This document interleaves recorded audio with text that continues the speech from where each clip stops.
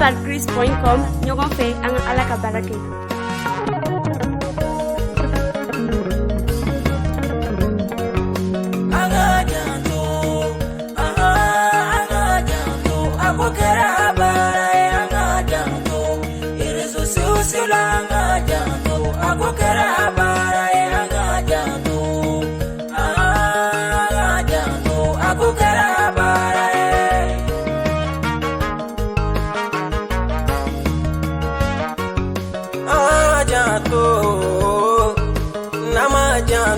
Aku kera barai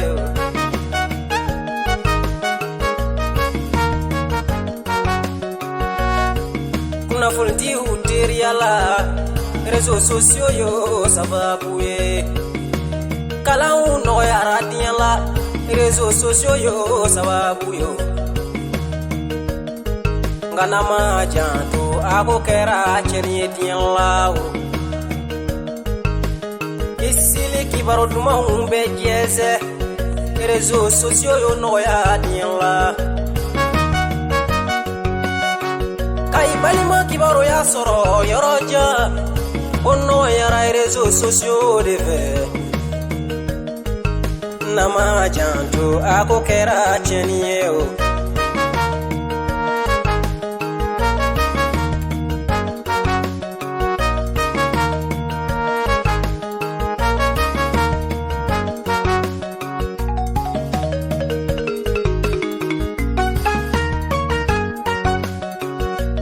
kera cheni etiema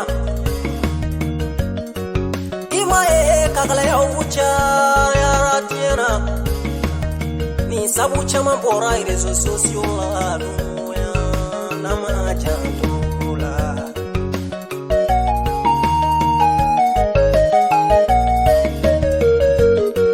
Allah ka kuma beni fanye o ankana pato fensi glanyere etiela niama ke alekala kelembe rezo sosio kera chamanga pato etiela adora chamani alaje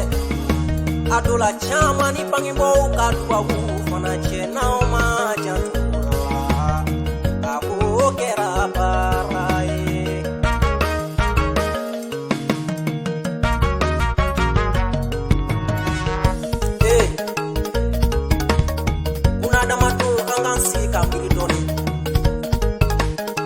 chena ni betia laje masa Allah tienda sabugo de kama amada ko on kana ka an sago ka ni jesola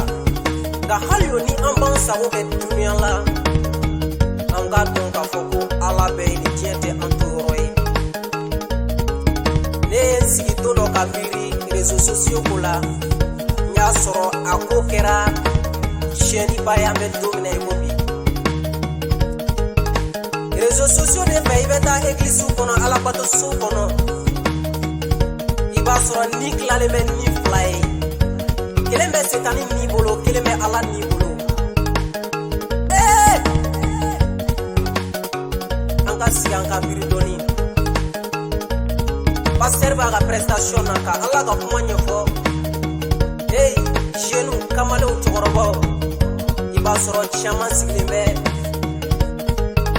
bega kuma woro fon fay verni wasabu kamite noronda ala tokoka nama janto chia mana bani chogoina ne mase sangulo la folonga ne kon mbalo pushera chama na uli sangulo la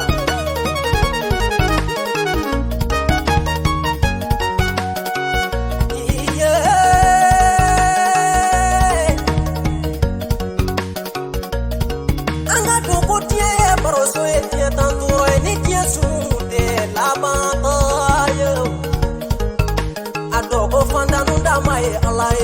choda udabade Allah yatime udabade